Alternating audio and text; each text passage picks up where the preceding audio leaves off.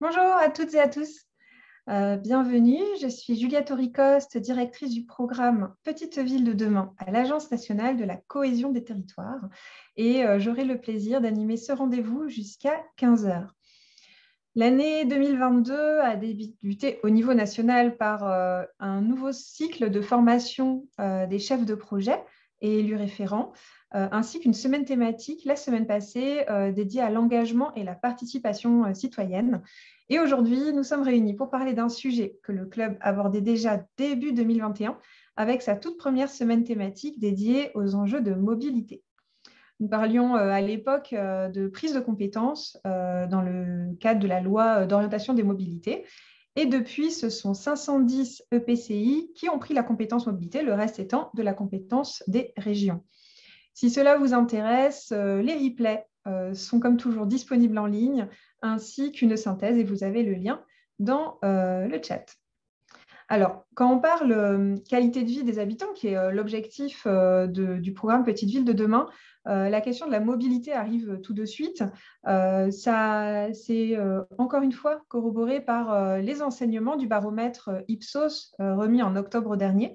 Les mobilités comme levier d'amélioration ou le risque d'enclavement comme risque identifié ressortant nettement de ce baromètre.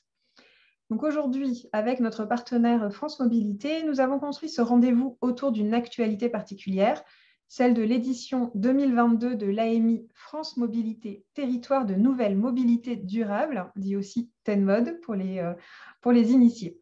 Il est ouvert jusqu'au 31 mars 2022 et il s'articule autour de deux grandes questions qui nous semblaient particulièrement opportunes pour vous, pour les territoires petites villes de demain. Comment les territoires devront s'adapter et planifier pour répondre aux besoins de mobilité des citoyens et quelles solutions de mobilité proposer aux citoyens des territoires périurbains et ruraux pour répondre à leurs besoins du quotidien. Séverine Boulard de l'ADEME nous en dira plus tout de suite après. C'est aussi aujourd'hui l'occasion de parler projet de mobilité de façon plus large, avec notamment l'accompagnement possible par les cellules régionales de France Mobilité. Et voilà, nous aurons le plaisir d'écouter et d'échanger avec David Cobel, coordinateur national de France Mobilité, ainsi qu'Isabelle Ménard, directrice de projet mobilité et cohésion territoriale au CEREMA. Avant cela, et comme de coutume, nous souhaitions partager avec vous un retour d'expérience concret d'un territoire petite ville de demain. Donc, direction aujourd'hui vers l'Ille-et-Vilaine avec Montfort Communauté. Et pour cela, j'ai le plaisir d'accueillir autour de la table virtuelle un binôme chef de projet Petite Ville de demain, chargé de mission mobilité. Donc, Aline Bourdet, chef de projet Petite Ville de demain de Montfort Communauté. Et Léa Jovigno, chargée de mission mobilité à Montfort Communauté également. Merci beaucoup. Donc merci à tous les 5 pour votre présence aujourd'hui à nos côtés pour ce webinaire qui raconte déjà plus de 130 participants. On en est très heureux. Merci pour votre fidélité dans les rendez-vous du club. J'en profite pour vous rappeler les deux petits points techniques. Nous vous invitons comme toujours à poser vos questions aux intervenants dans l'onglet questions et réponses Q&R en bas de votre écran et réserver les difficultés techniques de problèmes de son ou autres dans le chat. Vous pouvez bien sûr voter pour les questions posées par d'autres dans l'onglet questions-réponses qui nous permet de les traiter en priorité.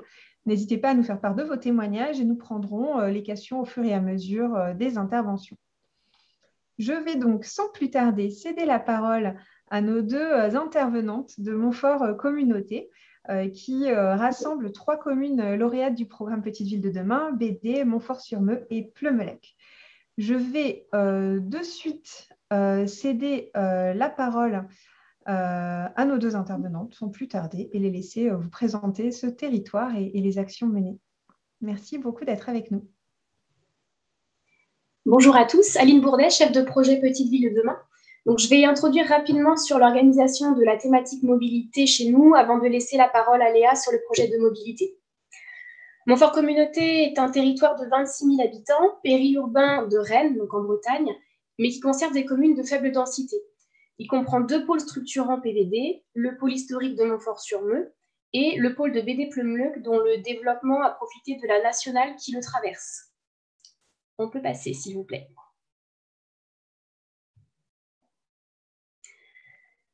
Donc, le territoire est tourné vers la métropole rennaise avec 2 gares SNCF, dont celle de Montfort-sur-Meux qui a connu une augmentation de 100 000 voyageurs ces 5 dernières années, et avec 3 lignes de bus dont les horaires sont principalement orientés pour les navetteurs vers Rennes.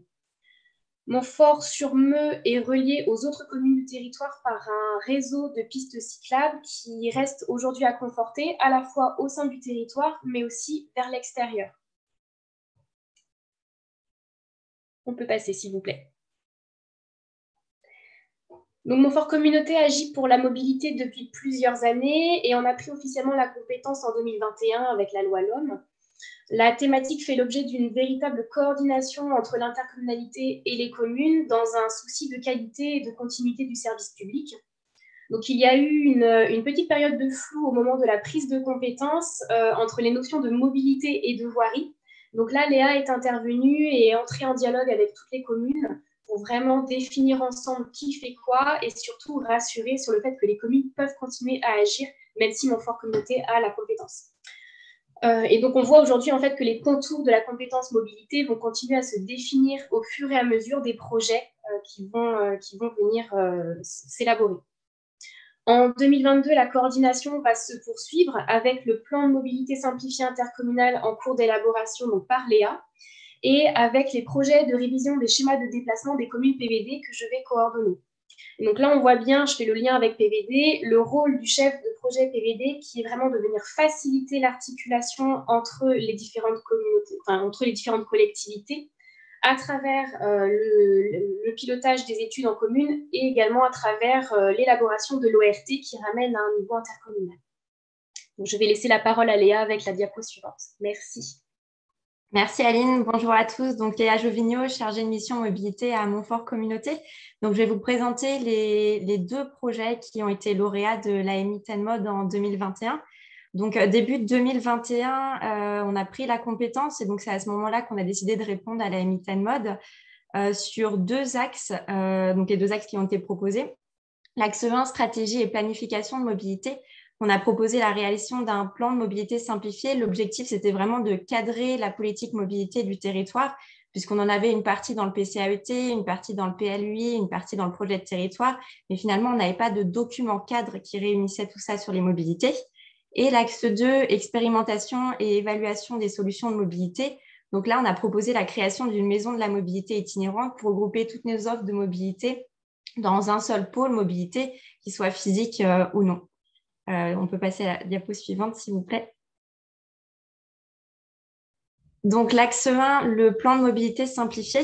Donc, ça, c'est un outil qui est assez souple et qui permet aux territoires de moins de 100 000 habitants de pouvoir planifier leur mobilité sans avoir une réglementation qui oblige une politique de compatibilité ou de prise en compte avec tout autre document de planification.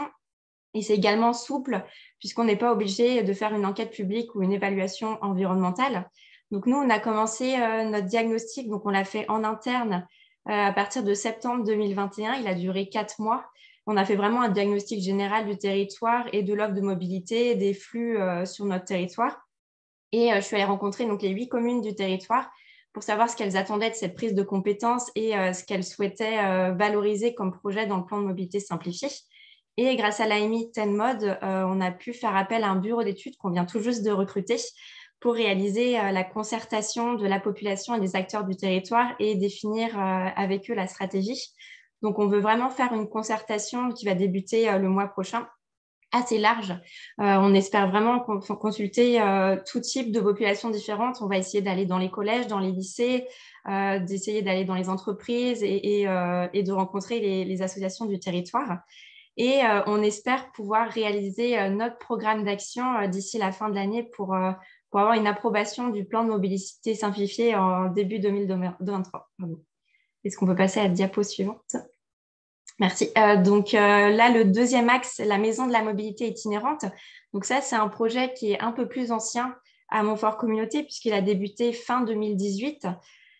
C'était vraiment un moment où la politique mobilité commençait à émerger à Montfort Communauté, même si on n'avait pas encore la compétence, puisqu'à ce moment-là, on a développé les aides à l'achat de vélos électriques, la location courte durée de vélos électriques, on avait plusieurs pistes cyclables, on avait 2 aires de covoiturage, donc voilà, il y avait vraiment cette politique mobilité qui commençait à émerger.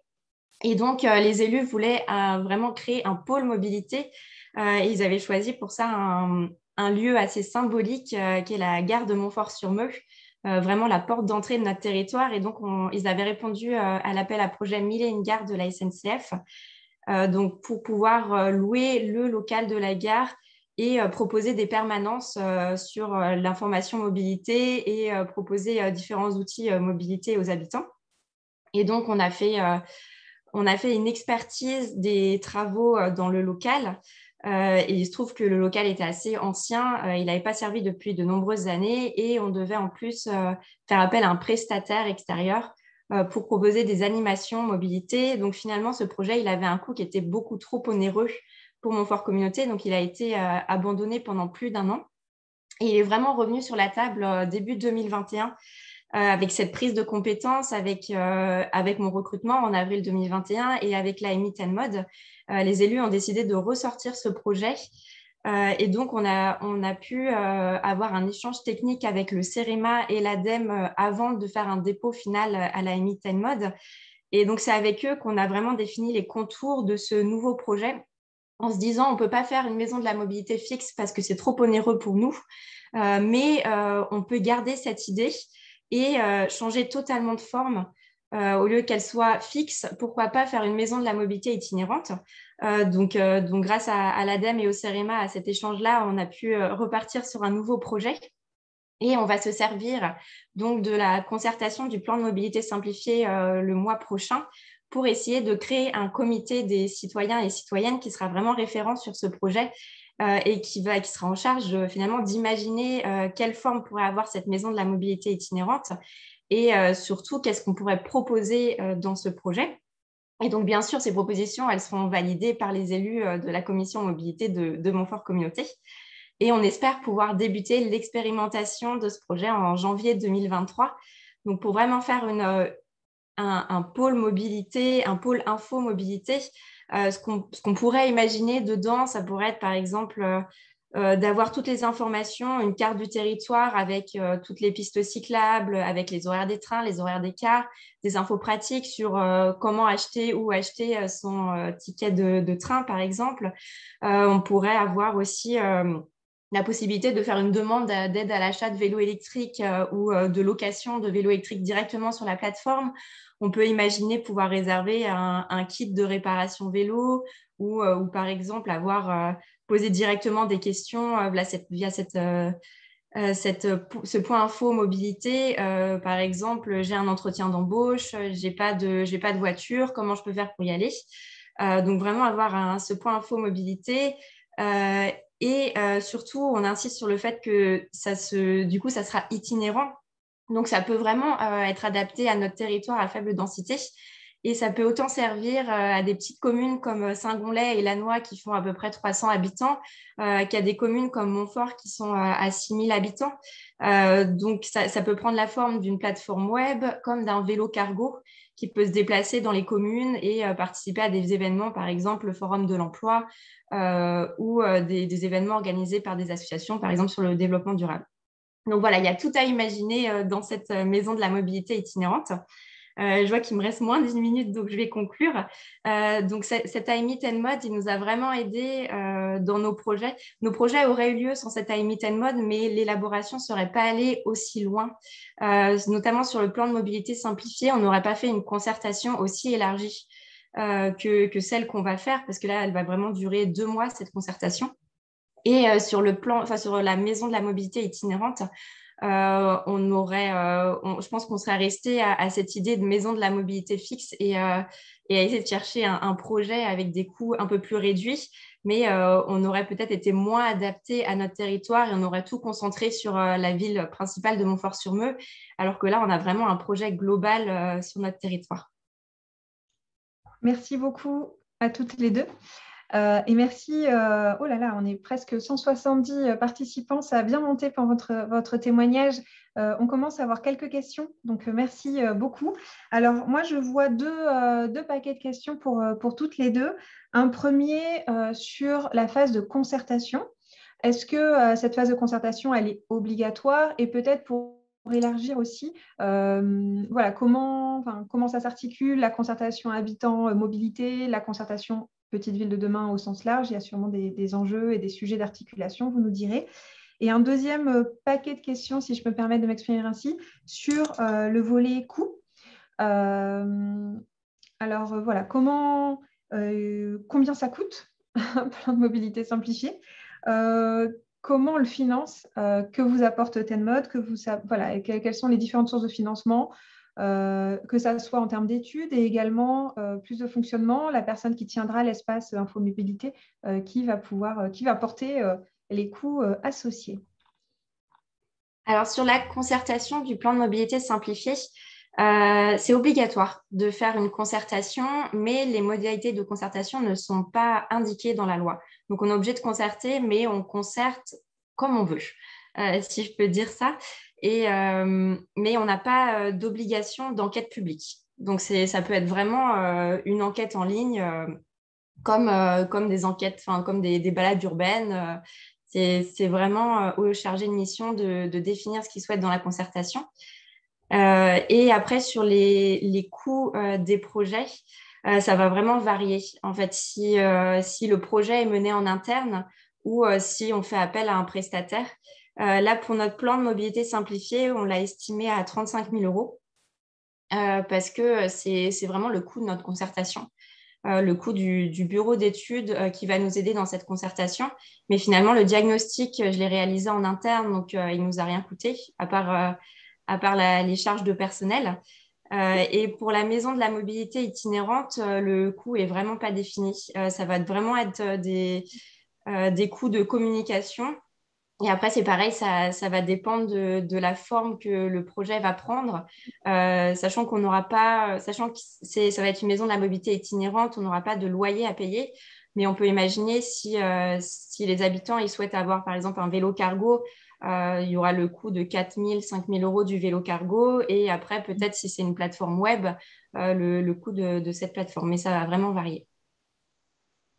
Je me permets juste de rebondir sur la concertation.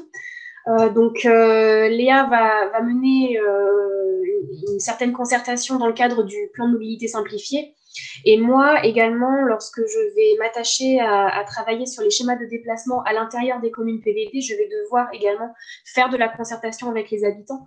Donc, pour rebondir sur la question de l'articulation entre les différentes concertations, je vais venir m'appuyer sur ce que Léa aura fait avec l'aide de son bureau d'études et je vais venir ensuite, moi, élaborer ma méthodologie de concertation à partir de cela pour approfondir et faire des zooms sur les centralités PVD. Merci beaucoup à toutes les deux. Une autre question, peut-être plus sur les grandes orientations. Comment vous appréhendez la question de la place de la voiture dans un territoire à faible densité? Comment c'est appréhendé de manière générale et est-ce qu'il y a des actions liées à cela? Alors, la place de la voiture, elle est vraiment encore essentielle sur notre territoire. Ce n'est pas comme dans les grandes métropoles où on peut se permettre dans les centres-villes de diminuer la place de la voiture, voire de totalement supprimer la place de la voiture. Nous, elle est essentielle parce qu'on a des communes qui n'ont pas de gare, qui n'ont pas d'aire de covoiturage, qui n'ont pas de ligne de car régionale aussi qui passe, donc qui finalement, pour l'instant, n'ont pas d'alternative à la voiture. Même si nous, on essaye de leur proposer autre chose, donc avec les pistes cyclables, avec la location de vélos électriques s'ils veulent tester avant de l'acheter. Et on est aussi partenaire avec l'association EOP qui gère la plateforme Westgo. C'est une plateforme de covoiturage régional qui met en relation les covoitureurs entre eux. Donc, on essaye de développer ça, mais c'est sûr que ce n'est pas la même envergure qu'un territoire très urbain. Voilà, donc Léa, c'est vrai qu'elle va s'occuper de mettre en place des solutions alternatives à la voiture à l'échelle intercommunale, donc vraiment de pouvoir permettre aux habitants de se déplacer autrement. Et à l'intérieur des centralités même, l'objectif il est un petit peu le même. On ne pourra pas supprimer la place de la voiture. Par contre, on peut proposer des alternatives. On peut proposer un maillage interne beaucoup plus intense pour les liaisons piétonnes et les liaisons cycles. Et puis, l'objectif va être plutôt de venir apaiser et fluidifier les circulations dans les communes et de venir sécuriser les points durs. Donc, on a toujours en entrée de ville, aux abords des écoles, etc., des sites qui génèrent des conflits d'usage et où là, l'apaisement est prioritaire. Et pour aller plus loin, en fait, d'une manière générale, je pense que la voiture, elle est toujours amenée à exister sur notre territoire, mais plus de manière partagée. On peut imaginer, par exemple, des systèmes d'autostop sécurisés ou des lignes de covoiturage qui seraient peut-être plus adaptées qu'une ligne de transport en commun sur un territoire à faible densité. Merci beaucoup. Et Trevor Hill, qui avait posé la question, vous remercie également et vous dit qu'il vous envie vos 2 gares SNCF. Effectivement, chaque territoire est particulier et certains ont un peu plus de chance par rapport au maillage territorial de transport en commun, notamment ferré. Toc, j'en ai cette question-là. Alors, alors, une question vraiment très concrète. Sur les 35 000 € de participation, d'ingénierie de participation, je ne sais pas comment le formuler autrement, combien est financé par TenMod sur cette somme? La moitié. On est vraiment à 50% financé par TenMod. On a une partie en plus qui est financée par la région Bretagne et le reste à charge de Montfort Communauté. Merci beaucoup. Et il ne reste plus qu'une seule question ouverte, mais qu'on prendra un tout petit peu plus tard, puisqu'elle porte vraiment spécifiquement sur l'AMI TenMod, donc je la garde au chaud. Je vérifie juste qu'on n'a rien oublié. Avec plaisir. Toc. Parfait. Donc, sauf si, mesdames, vous souhaitiez apporter un complément, je vous propose qu'on poursuive notre déroulé. Ça a l'air d'aller. Ah non, il y a une dernière question. Il nous reste 2 minutes, j'en profite. Pouvez-vous nous en dire plus sur l'élaboration du schéma de déplacement communal? J'imagine en termes de méthode, du coup. Alors, donc cette question, elle est plutôt pour moi. On est vraiment au démarrage de cette étude. Je suis en train de commencer à travailler sur l'élaboration d'un cahier des charges pour recruter un prestataire. Donc, c'est un schéma de déplacement à l'échelle de 3 communes. Donc, on va travailler avec un prestataire à la fois sur tout ce qui va être comptage, enquête, concertation, etc. Et puis sur des propositions d'aménagement avec des propositions d'aménagement un peu dures, des propositions d'aménagement beaucoup plus légères, comme du marquage, ce genre de choses, et puis surtout un calendrier dans le temps. Je suis vraiment un petit peu trop au début de ces études pour pouvoir répondre précisément. Donc, j'espère pouvoir apporter plus de réponses d'ici quelques semaines. Bon, on se donne rendez-vous et puis on verra, on fera probablement une fiche projet ou un retour d'expérience sous un format ou un autre pour revenir sur cette démarche et cette belle articulation effectivement entre l'approche à l'échelle territoriale large et puis ces plans de déplacement communaux. Merci beaucoup à toutes les deux. Je ne sais pas si vous pouvez rester avec nous jusqu'à 15h. Si c'est le cas, je vois oui. Merci. Donc, n'hésitez pas si vous avez d'autres questions à les poser. Aline et Léa restent connectées et pourront répondre par écrit ou les prendre à l'oral si elles le souhaitent, bien évidemment. Et je vous propose de poursuivre notre rencontre pour voir comment vous présenter, en tout cas, comment vous pouvez être accompagné pour appréhender les sujets. Parce que comme on le voyait à l'instant, par exemple, quand on parle de la place de la voiture, ça se pose de manière différente selon les territoires. En fonction si vous avez une gare, pas de gare, chaque territoire est différent et c'est bien tout l'objet du programme Petite Ville de demain et plus globalement de nombreuses politiques publiques de s'adapter, d'être à vos côtés pour que vous ayez les meilleurs outils pour mener à bien vos projets de territoire. Sur la question des mobilités en particulier, il y a une structuration qui existe sous l'égide et animée par France Mobilité qui rassemble les différents partenaires qui peuvent vous aider justement à qualifier vos besoins et puis trouver comment y répondre. Je ne vais pas en dire plus parce que j'ai deux de grands experts nationaux sous la main qui vont tout vous dévoiler. Donc, merci beaucoup David Cobel, en charge de la coordination France Mobilité à la DGITM, et Isabelle Ménard, directrice de projet France Mobilité au CEREMA. Je vous cède la parole. Merci beaucoup d'être avec nous. Merci, bonjour à toutes et à tous. David Cobel, coordinateur de France Mobilité.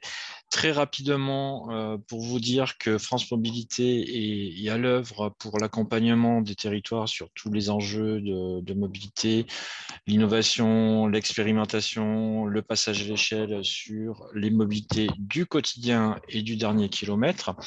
C'est notre raison d'être, et à cet effet, pour pouvoir parfaire la réponse à notre raison d'être, nous avons déployé depuis maintenant 2 ans l'ensemble du réseau territorial avec les cellules d'appui en ingénierie territoriale présentes dans chacune des régions de France, régions métropolitaines mais aussi ultramarines, et qui sont pleinement à l'œuvre pour apporter un volet d'expertise technique, juridique, réglementaire, financière auprès des collectivités, et notamment à travers les appels à manifestation d'intérêt dont on va parler aujourd'hui et dont on parle déjà avec le TEN-MOD pour les initiés,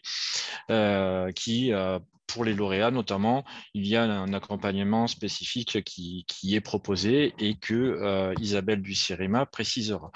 Petit point supplémentaire, et je ne serai pas trop long puisque Isabelle précisera pleinement la raison d'être et le fonctionnement des cellules, juste pour dire que les cellules d'appui en ingénierie de France Mobilité dans chacune des régions sont représentées par, on va dire, une task force noyau dur, qui est représentée par les équipes du CEREMA, de l'ADEME, de la Banque des Territoires et de nos services déconcentrés, en l'occurrence les DREAL, qui sont chevilles ouvrières donc pour accompagner en région nos territoires, et bien évidemment en bonne intelligence aussi avec les échelons infrarégionaux et les acteurs qui sont présents sur le terrain qui peuvent apporter également de l'expertise. Mais voilà, vous avez le noyau dur qui est ainsi représenté avec les différentes expertises qui sont proposées.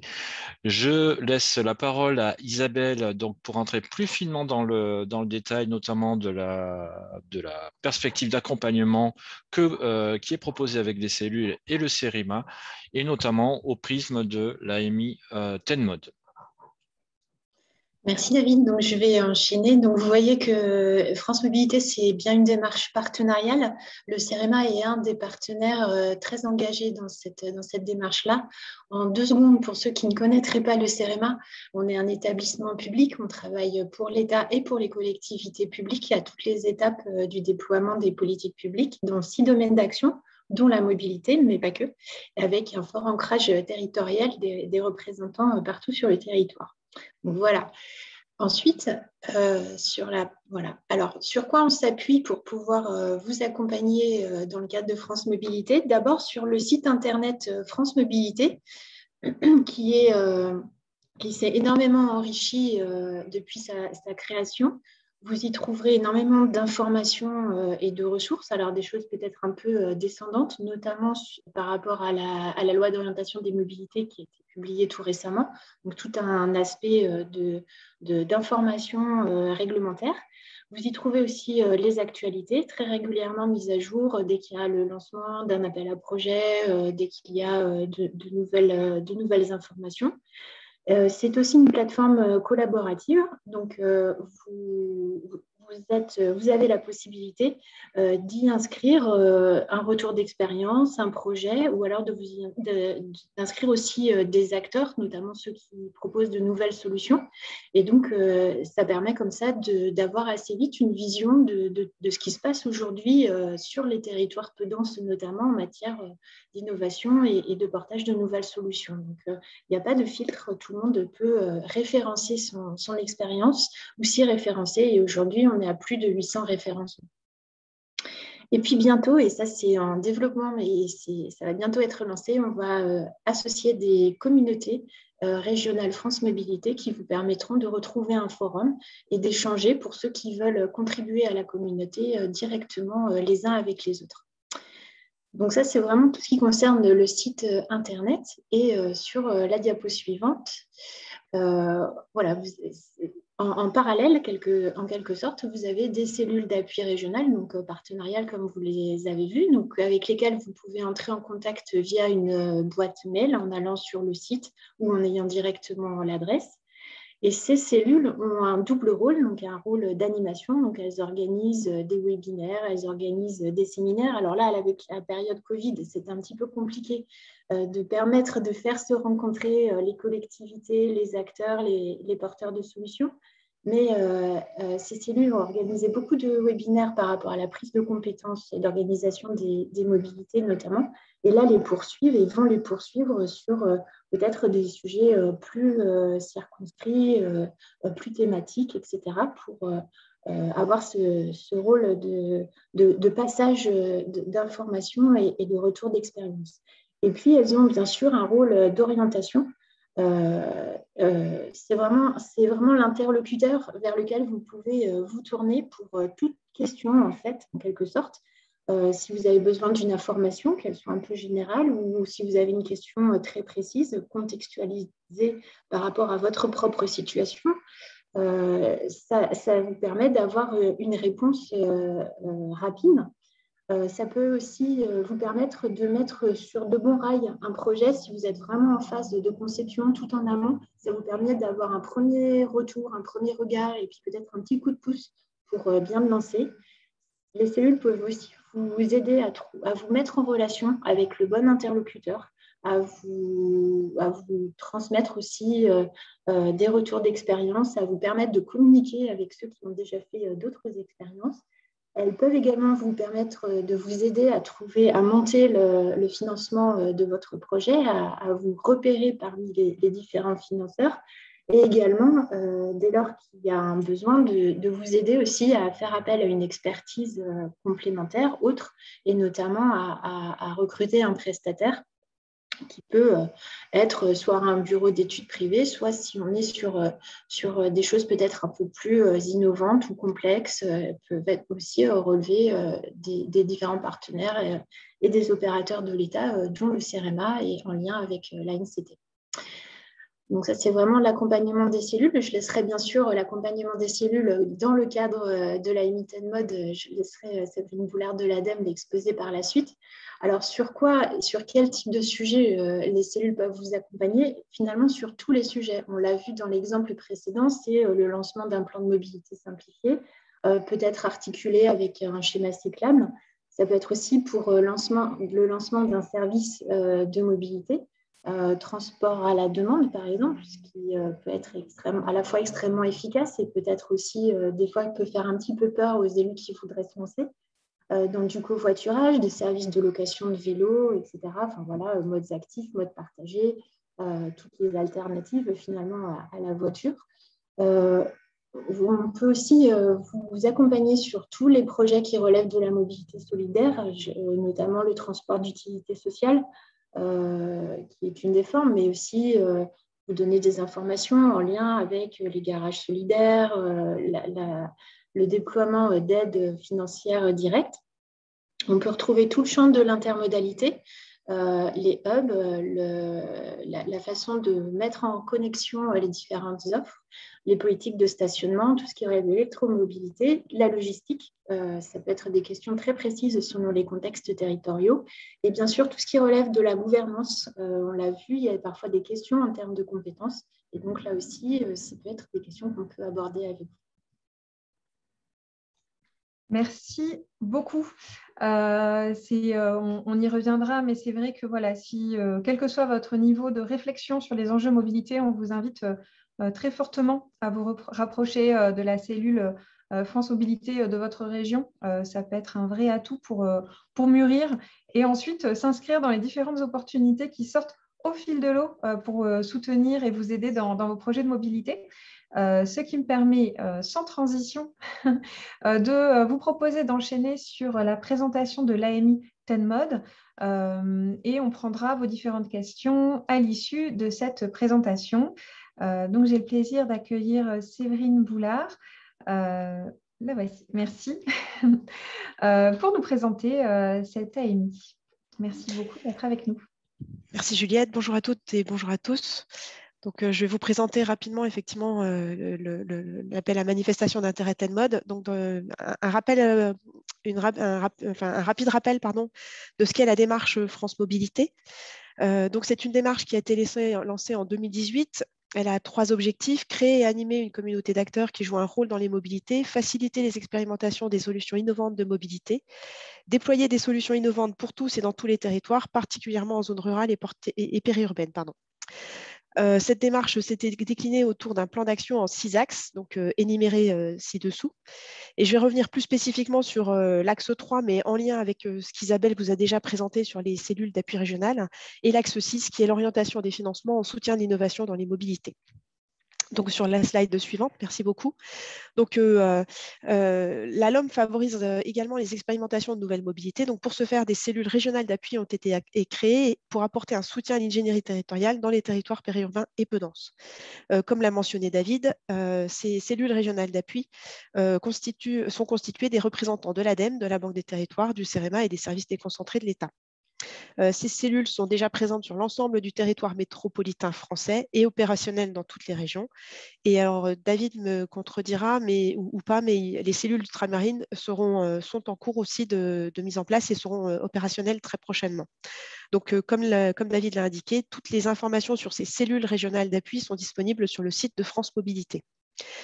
Sur la slide suivante, donc, je vais vous présenter un peu plus l'axe 6, puisque c'est sur ce sujet-là qu'on va aborder, sous cet angle-là qu'on va aborder donc l'appel à manifestation d'intérêt TENMOD. Donc, c'est l'orientation des financements en soutien de l'innovation dans les mobilités. Donc, la première édition de l'appel TENMOD a été lancée en 2018 avec 56 projets labellisés et ou lauréats sur 97 projets déposés. Sur l'édition de 2019, on a eu 8 projets lauréats sur 19 projets déposés. L'édition 2020, 33 lauréats sur 52 projets déposés. Et l'édition 2021, donc Montfort Communauté est lauréat de cette dernière édition. Donc, on a eu 46 lauréats sur 93 projets déposés. Sur la slide suivante, vous devriez retrouver le lien. Voilà, donc ce sont un peu plus de 100, enfin, aux environs de 140 lauréats, donc sur toute édition confondue de cet appel à manifestation TENMOD. Vous retrouverez donc la cartographie de ces lauréats au lien indiqué et le descriptif détaillé de chaque projet également sur cette carte ou sur le site notamment de l'ADEME et je crois aussi sur le site France Mobilité. Sur la slide suivante, je vais vous présenter donc du coup les évolutions qui sont apparues donc, dans cette nouvelle édition de TENMOD pour 2022. Ce nouvel AMI a été lancé donc, le 7 janvier 2022. C'est donc la 6e édition de cet appel à manifestation d'intérêt. Tout en poursuivant sa vocation initiale de faire émerger des solutions innovantes de mobilité, l'enjeu réside aujourd'hui dans le déploiement massif d'une mobilité durable et solidaire et donc le passage à l'échelle. L'AMI TENMOD vise à répondre à ces questions, comment accompagner les communautés de communes et les acteurs qui opèrent avec qui qu'elles coopèrent dans la mise en place opérationnelle de cette nouvelle prise de compétences mobilité. Et donc du coup, l'AMI TENMOD est orientée autour de 2 axes qui vont vous être présentés sur la slide suivante. Merci beaucoup. Donc, on a un axe 1 qui est dédié à l'acculturation, la mutualisation, le déploiement pour une mobilité durable et solidaire sur tous les territoires périurbains et peu denses. Et on a un axe 2 qui vise à poursuivre l'expérimentation de solutions de services, de solutions ou de services de mobilité, des mobilités, des biens et des personnes innovants. Sur la slide suivante, donc les territoires éligibles. Donc on utilise toujours le critère de grille communale de densité pour définir l'éligibilité d'un territoire. Donc pour les territoires métropolitains, seuls les territoires de densité intermédiaire à très peu dense sont éligibles dans le cadre de cet AMI. Pour les territoires ultramarins, tout le territoire est éligible, il n'y a plus de distinction de densité. Sur la slide suivante, l'éligibilité des porteurs. Donc les personnes morales de droit public disposant de compétences, y compris par voie de délégation en matière de mobilité des personnes et ou des biens, sont éligibles. Sont également concernées les personnes morales de droit public disposant des compétences relatives à la voirie, la circulation et le stationnement. De la même manière, les porteurs privés que sont les acteurs économiques et les associations sont éligibles dans le cadre de cet AMI TENMOD. Sur la slide suivante, les soutiens apportés pour les candidats. Donc, comme cela a déjà été mentionné notamment par Isabelle et David, les porteurs de projets peuvent disposer d'un soutien technique apporté par la cellule régionale d'appui France Mobilité, donc pour aider le porteur à maturer son projet et l'accompagner au montage du dossier de candidature. Pour cela, il y a une mise en relation avec la cellule régionale d'appui dès lors que le porteur a transmis sa grille de pré-dépôt par mail au secrétariat de l'appel. Donc, dans cette grille de pré-dépôt sont notamment indiqués donc, les contacts sur le projet, une rapide présentation du projet et des territoires ou des territoires concernés. Donc, ce document doit être transmis donc, à l'adresse mail qui est indiquée sur la slide ami.tenmod@adem.fr. Donc, avant tout dépôt de projet, l'échange avec la cellule régionale d'appui est obligatoire. Donc, cet échange est obligatoire pour pouvoir déposer une candidature. Et cet échange avec la cellule régionale d'appui doit avoir lieu au plus tard le 29 avril 2022.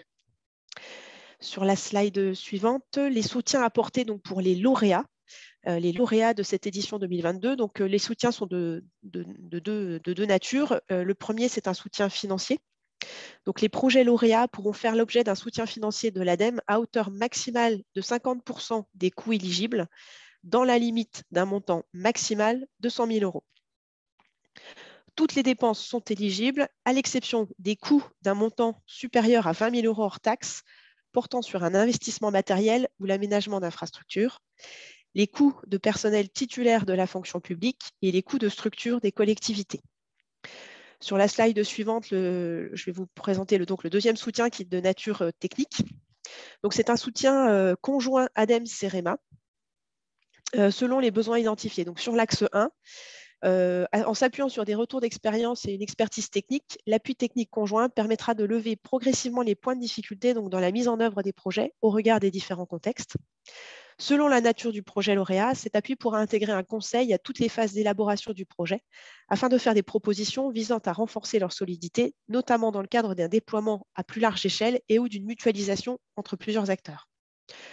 Sur l'axe 2, cet appui technique portera sur l'accompagnement à la mise en œuvre technique des projets et l'appui méthodologique et organisationnel à l'évaluation du projet, la précision du besoin, de la cible et des caractéristiques de la solution, l'estimation des coûts d'investissement et d'exploitation et de maintenance, la définition des critères et indicateurs, définition du process global d'évaluation, l'identification des enquêtes et recueil de données, l'appui à la rédaction du cahier des charges de réalisation des enquêtes, suivi des prestataires, appui à la rédaction du bilan. Sur la slide suivante, Donc, les dates clés de cet appel à manifestation d'intérêt TENMOD. Donc, cet appel a été ouvert le 7 janvier 2022. Donc, le cahier des charges ainsi que toutes les pièces nécessaires pour le dossier de candidature sont téléchargeables sur la plateforme numérique de l'ADEME Agir pour la transition, au lien indiqué sur la slide. Donc, il y a plusieurs étapes. La première étape, c'est l'envoi de la grille de pré-dépôt par mail au secrétariat de l'appel. Et cette grille de pré-dépôt doit être transmise au plus tard le 31 mars 2022. Dès lors que le secrétariat de l'appel reçoit cette grille de pré-dépôt, il y a mise en relation avec la cellule régionale d'appui pour organiser un échange pré-dépôt.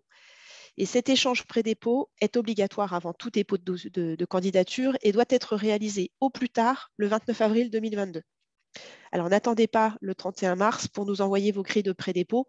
Le plus tôt on reçoit les grilles de pré-dépôt, le plus tôt, on vous met en relation avec les cellules régionales d'appui de manière à vous aider au plus tôt à pouvoir maturer et faire avancer votre dépôt de projet. La date limite pour le dépôt des candidatures est fixée au 23 mai 2022 à 17 h. Donc, le dépôt des dossiers se fait sur la plateforme numérique de l'ADEME Agir pour la transition. Donc, comme déjà indiqué, pour toute question relative à cet appel TENMOD, vous pouvez contacter le secrétariat de l'appel via l'adresse ami.tenmod@adem.fr. Et je crois que c'était ma dernière slide. Merci beaucoup, Séverine, pour toutes ces informations et cette maîtrise du timing remarquable. Alors, vous avez compris, une adresse de référence pour toute question. On va quand même en prendre quelques-unes puisqu'on a la chance d'avoir Séverine Boulard avec nous. Merci à David Dayer-Cobel qui a répondu à un certain nombre de questions au fil de l'eau. Alors, il y avait quelques questions sur l'éligibilité, l'étendue de l'AMI. une première question qui avait été posée en ouverture de webinaire. L'axe 1 de l'AMI ne semble plus être destiné à accompagner les intercos dans l'élaboration de plans de mobilité simplifiés, mais semble viser des structures type PETR. L'axe 1 de l'AMI est-il ouvert aux EPCI ayant pris la compétence AOM? Alors, en effet, les projets de... Alors, Montfort Communauté a présenté le projet qui est lauréat de l'appel 2021. Et dans l'appel 2021, effectivement, il y avait 2 axes. Un axe orienté sur la stratégie et les démarches de planification et un axe 2 plus orienté sur l'expérimentation de solutions innovantes, comme ce qu'on retrouve dans cette AMI 2022. La différence entre ces 2 éditions, elle porte notamment sur sur l'éligibilité du territoire, c'est-à-dire que les projets de démarche ou stratégie de planification portés par un seul EPCI ne sont plus éligibles dans le cadre de cet appel. Et de la même manière, les projets d'expérimentation portés par un seul EPCI ne sont plus éligibles dans le cadre de cet appel. Très bien.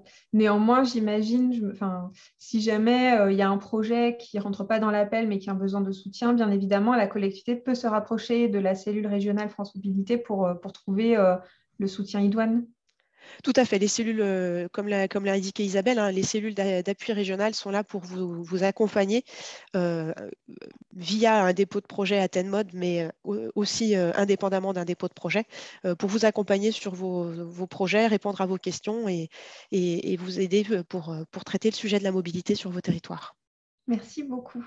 2 questions qui se ressemblent un petit peu. En gros, ce que je comprends, c'est qu'est-ce qui rentre dans l'éligibilité? Est-ce qu'une ligne de covoiturage avec un investissement supérieur à 20 000 € hors taxe est un projet éligible? Est-ce que le soutien financier peut intégrer l'achat d'un parc de véhicules? Et est-ce que les postes d'agents de la fonction publique déjà dans la collectivité peuvent être financés? Alors, donc comme indiqué, les coûts liés aux agents de la fonction publique ne sont pas éligibles dans le cadre de TENMOD. Concernant le soutien financier, j'ai perdu la question. Ah oui, pardon. Hop, j'ai basculé dans résolu. Il y avait un soutien financier sur l'achat d'un parc de véhicules et une ligne de covoiturage. Alors, sur l'achat d'un parc de véhicules, de la même manière, ces dépenses d'investissement ne sont pas éligibles au-delà de 20 000 € hors taxe dans le cadre de cette AMI TENMOD. Sur la ligne de covoiturage, donc là, on est bien du coup sur un projet d'expérimentation, mais répondant à l'axe 1, ce qui veut dire mutualisation, passage à l'échelle. Et donc, ça doit être un projet qui se réalise à une échelle territoriale, en tout cas avec plusieurs EPCI. Merci. Je suis désolée, c'est un peu cruel, cette déflagration de questions, mais je continue. Un projet innovant à une échelle communale, qui est donc une commune petite ville de demain, en lien avec un projet déjà établi au niveau interco, est-il éligible à une réponse à l'AMI TENMOD? Est-ce qu'il y a une échelle obligatoire pour déposer dans cette AMI? Alors, donc, si on est sur un projet innovant, là, on est sur l'axe 2 de cet appel à manifestation d'intérêt. On n'a pas fixé d'échelle territoriale, mais on sera vigilant effectivement à la pertinence de l'échelle retenue par rapport au projet proposé. Pardon. Parfait. Et une dernière question, mais David Cobal est en train de répondre, mais je la pose quand même. Les 2 axes sont-ils nécessairement cumulatifs ou bien peut-on répondre à l'un ou l'autre? Alors, dans cette nouvelle édition de TENMOD 2022, effectivement, sont attendus des projets répondant soit à l'axe 1, soit à l'axe 2. Donc ça n'est pas cumulatif. Non, tout à fait. Merci beaucoup. Donc, on va pouvoir changer un peu de... On va laisser Séverine souffler un tout petit peu. Si vous avez encore des questions, profitez-en. Il reste quelques minutes. Et il y a 2 questions que je voulais aborder avec vous qui ont été posées, qui, me semble-t-il, sont un peu du même acabit, qui sont de dire finalement quand la communauté de communes n'a pas pris la compétence mobilité. C'était ce qui avait occupé les débats l'année dernière. Quelles sont les conséquences? Alors, une première question, est-ce que je dois exclure cette question de la convention ORT? Donc, je remercie Pierre Soulier, collègue de la DGITM, qui a répondu par écrit et je me permets de la paraphraser. C'est utile que la question mobilité soit traitée dans le cadre de Petites Villes de demain. Comme c'était évoqué plus tôt, ça fait partie des leviers évidents. Après, bien évidemment, c'est à vous de voir, aux élus, de décider ce qu'ils vont mettre dans le projet de territoire, mais vraisemblablement, cette question-là vaut la peine d'être posée et explorée. Et encore une fois, comme nous en a témoigné Montfort Communauté en ouverture de ce webinaire, il y a des compétences qui restent communales dans tous les cas. Donc, tant sur le fond et la vision qu'il peut y avoir en matière de mobilité que d'actions à mener au niveau de la commune, ça semble tout à fait opportun. Et ensuite, une autre question. Alors, je ne sais pas si David Cobel est là et s'il souhaite commenter. J'ai l'impression que c'est plus un commentaire qu'une question. Mais une personne dit « Difficile d'explorer un volet mobilité quand la compétence AOM est restée à la région. On est très limité sur les actions qu'une interco et une commune peuvent mettre en place. » Je ne sais pas si ça appelle des réactions de votre part. Oui, c'est un commentaire effectivement que l'on connaît et qu'on est très attentif à ce que les collectivités continuent à nous le remonter dès lors qu'il y a des difficultés de ce côté-là. C'est pas parce qu'une collectivité n'a pas pris la compétence qu'elle ne peut pas avancer sur les questions de mobilité. Bien évidemment, tout dépend de la relation constructive qui est établie entre la collectivité et la région. S'il y a un conventionnement qui est mis à disposition, bien évidemment, nous avons des cas de figure où une collectivité peut conventionner avec la région pour pouvoir mettre en œuvre des projets, où la région va amener un tantième, un apport, un tantième donc à la construction du projet, à charge à la collectivité de réaliser le reste. Je désamorce de suite la question, c'est oui, mais effectivement, la continuité du montage financier reste complexe dès lors qu'on n'a pas la compétence, ne serait-ce tout bêtement parce qu'on ne peut pas prélever le versement mobilité. Et à cet effet, ça me permet de répondre aussi à une autre question. Une Comcom n'ayant pas la compétence, peut-elle candidater au TEN-MOD ? En fait, on n'est pas restrictif dans ce sens où finalement elles sont éligibles les personnes morales de droit public disposant de compétences, certes en matière de mobilité, mais elles sont également concernées les personnes morales de droit public disposant des compétences sur la voirie, sur la circulation de stationnement. Et ce qui est assez important, c'est de comprendre aussi que si on ne dispose pas de la compétence en propre, on peut la disposer par voie de délégation. Donc, ça veut dire que dans le cadre des relations contractuelles ou de convention avec l'échelon régional qui aurait pris la compétence au 1er juillet, s'il y a donc un cadre de conventionnement par délégation, ce n'est pas rédhibitoire et effectivement, on peut candidater à l'AMI, mais c'est bien précisé dans le cahier des charges. Vous trouverez l'ensemble des informations dans la page 9, éligibilité du porteur de projet au sein du cahier des charges. Merci David. Donc c'était David Cobel que vous entendiez, que vous ne voyez pas, mais qui intervenait, donc coordinateur de France Mobilité. David, je me permets, j'ai une autre question. Peut-être Isabelle Ménard du CEREMA, qui, à mon avis, c'est une question pour vous. Bonjour, le besoin en accompagnement pour définir une gouvernance dans l'objectif d'un projet de mobilité entre plusieurs EPCI rentre dans quel axe? Est-ce que ça rentre dans un axe de l'AMI? Est-ce qu'il y a d'autres soutiens pour accompagner cette réflexion globale de gouvernance? Alors, si on est seulement sur une réflexion pour organiser la gouvernance, je ne vois pas très bien comment ça peut rentrer dans l'AMI.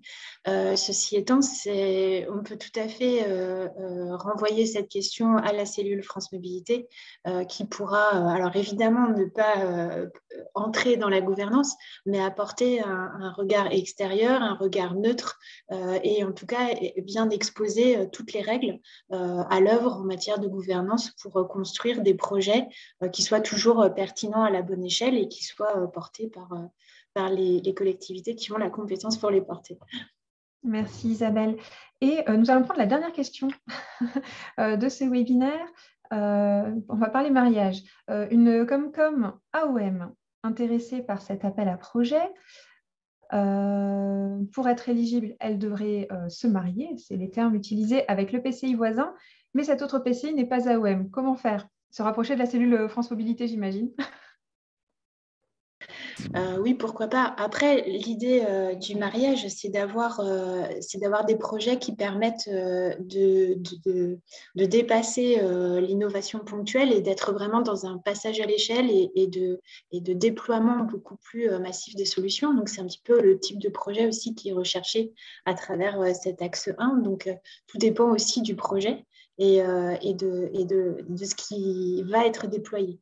Là aussi, je pense qu'un contact avec la cellule mobilité peut aider à mieux comprendre l'objet et les projets qui seront retenus pour l'action. En tout cas, la philosophie. Oui, en complément de ce que vient de dire Isabelle, effectivement, ça dépend à quel axe répond le projet. Si c'est l'axe 1, évidemment, on est bien sur une logique de mutualisation, de passage à l'échelle et d'acculturation. L'acculturation, c'est aussi la formation des élus et des services techniques, notamment sur toutes les problématiques de mobilité. Si c'est une réponse à l'axe 2, la communauté de communes qui est à WEM peut répondre seule. L'obligation de plusieurs EPCI répondant sur un projet est liée vraiment à cet axe 1 de mutualisation et de passage à l'échelle. Merci beaucoup à tous les 5. Nous allons clore ce rendez-vous. On a donc évoqué le sujet de la mobilité au sens large. Nous souhaitions également porter à votre connaissance un appel à projet en cours qui s'appelle Avélo 2. 17 communes, petites villes de demain, on avait été lauréate en 2021. Il est ouvert jusqu'au 4 avril 2022 et vise à soutenir des territoires peu et moyennement denses dans la construction et le déploiement de leur politique cyclable. Si vous souhaitez en savoir plus, on hésite à organiser un webinaire de décryptage dédié à cet appel à projet et plus généralement aux autres opportunités C2E. Donc, voilà, on a vraiment besoin de savoir si cela vous intéresse ou pas. Et si ça suscite beaucoup d'engouement, il y a un petit sondage qui s'ouvre. N'hésitez pas à nous dire, ça nous aidera à savoir si on se lance dans cette organisation. Excusez-moi pour les petits bruits parasites.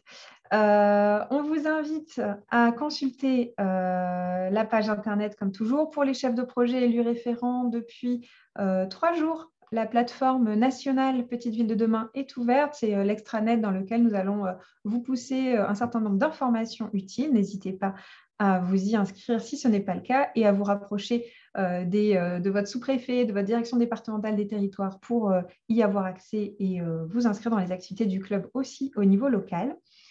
Merci beaucoup. Vous étiez plus de 170 à suivre ce rendez-vous. Comme toujours, vous retrouverez la vidéo, donc le replay en bon français et le support de présentation en ligne sur notre site internet, sur la page club. Merci encore aux 5 intervenants. Donc, Communauté de communes Montfort, France Mobilité, CEREMA. Merci à mon équipe. Merci en particulier à Héloïse Thibault et à très bientôt pour les prochains rendez-vous dans le cadre du Club des Petites Villes de demain.